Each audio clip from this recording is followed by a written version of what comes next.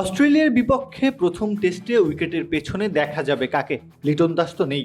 ম্যানেজমেন্টের হাতে দুটি অপশন, হয় জাকের আলী অনিক, নয়তো অমিত হাসান। কার উপর ভরসা করবে ম্যানেজমেন্ট? ঘরোয়াতে নিজের সক্ষমতা সবটা দেখিয়ে আন্তর্জাতিক অঙ্গনে পা রেখেছেন অমিত। জিম্বাবুয়ের বিপক্ষে সদ্য অভিষেকটাও হয়েছে তার। এক ম্যাচে 2 ইনিংস মিলিয়ে রান করেছেন মাত্র 29। আন্তর্জাতিক ক্যারিয়ারে প্রথম ম্যাচ দিয়ে কাউকে বিচার করাটা বোকামি। সেক্ষেত্রে সুযোগের দরজা তার জন্য খোলা রাখাই উচিত। এবার একটু জাকের আলীর কাছে যাওয়া যাক। 2025 সালের 17 জুন শ্রীলঙ্কার বিপক্ষে সর্বশেষ টেস্ট ম্যাচ খেলেছেন। মাঝে ক্যারিয়ারের তিক্ত সময় কেটেছে তার। 3 ফরম্যাটে যিনি অটো চয়েস ছিলেন তাকে বাদ পড়তে হয়েছে।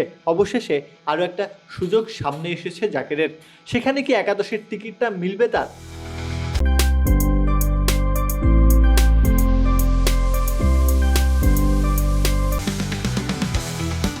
অমিত নাকি জাকের? বাস্তবতার বিচারে সুযোগটা পাওয়া উচিত অমিতেরই।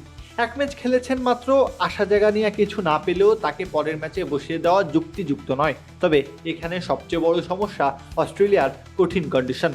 বিশ্বমানের বোলারদের মোকাবেলা করার চ্যালেঞ্জটা অমিতকে নিতে হবে।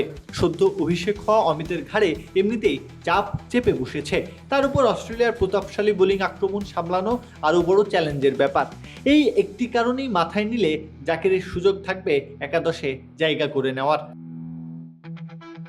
6 টেস্ট খেলেছেন জাকের। সব ফরম্যাট মিলিয়ে অভিজ্ঞতার দিক দিয়ে বেশ সমৃদ্ধ তিনি। ফর্ম নেই। তবে যদি ম্যানেজমেন্ট অভিজ্ঞতাটাকে বড় করে দেখে তবেই উইকেটের পেছনে দেখা যেতে পারে জাকেরকে। অমিতকে খেলালে একটা ঝুঁকি নিতে হবে, আর এই ঝুঁকির ফলাফল ভালো মন্দ উভয়ই হতে পারে। হয়তো অমিত অবিশ্বাস্য কিছু করবেন, নইলে ডাহা ফেল করবেন। দুটোই তার টেস্ট ক্যারিয়ারের টার্নিং পয়েন্ট হতে পারে। সবকিছু এখন ম্যানেজমেন্টের ওপর।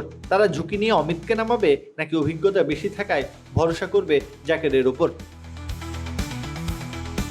প্রত্যহ কাব্য, খেলা 71।